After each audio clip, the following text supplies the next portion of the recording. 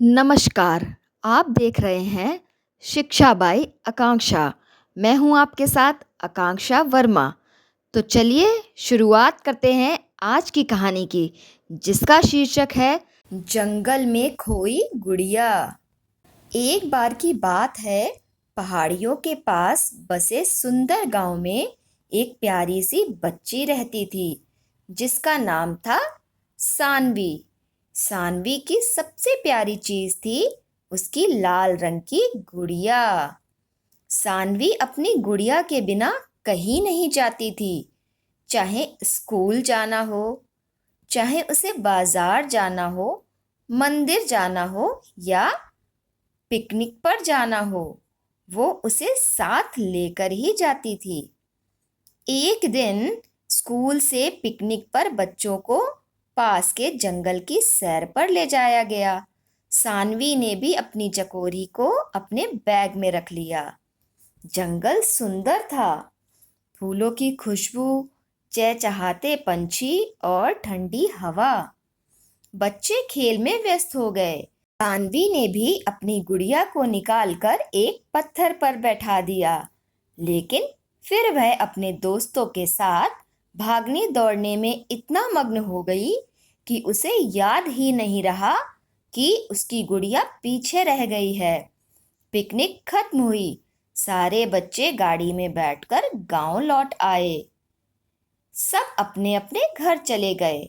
रात को जब सानवी सोने लगी तो वह अचानक उठ बैठी और बोली, माँ, मेरी गुड़िया वो जंगल में रह गई।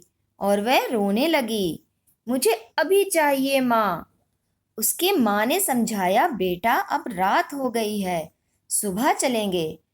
पर सानवी तो पूरी रात सो ही नहीं पाई। वह रात भर खिड़की से बाहर जंगल की ओर देखती रही। उधर जंगल में उसकी गुड़िया पत्थर पर अकेली पड़ी थी। चांद की रोशनी में उसकी लाल फ्रॉक चमक रही थी। तभी एक नन्ही लोमड़ी वहां आई। उसने चकोरी को सूंघा और कहा, अरे, ये तो इंसानों की कोई चीज है। फिर चकोरी को एक के बाद एक कई जानवर देखने आए, जैसे गिलहरी, उसके बाद बंदर भी आया और एक उल्लू भी उसे देखने आया। बंदर बोला, इसे जरूर कोई बच्चा बहुत प्यार करता होगा, हमें इसे लौटाना चाहिए। गिलहरी बोली, लेकिन हम इंसानों के गांव नहीं जा सकते। तभी उल्लू ने कहा, मैं उड़कर देखता हूँ, शायद कोई बच्चा अब भी जाग रहा हो। रात के तीसरे पहर में उल्लू गांव पहुंचा और सानवी की खिड़की पे बैठ गया। उसने देखा कि सानवी अभी भी जाग रही है, आंखों में आंसू और गुड़िया की याद है। उल्लू ने धीरे से कहा, तुम्हारी गुड़िया जंगल में सुरक्षित है। सुबह सूरज उगेगा तो हम मिलाएंगे तुम्हें। सानवी चौंकी नहीं, उसे विश्वास हो गया था। सुबह होते ही जंगल के जानवरों ने चकोरी को फूलों से सजाया और उल्लू के साथ चल पड़े। सानवी भी अपने माँ पापा के साथ जंगल पहुंची। एक पेड़ के नीचे चकोरी गुड़िया फूलों के हार में सजी मुस्कुरा रही थी। सानवी ने दौड़कर उसे गले लगा लिया।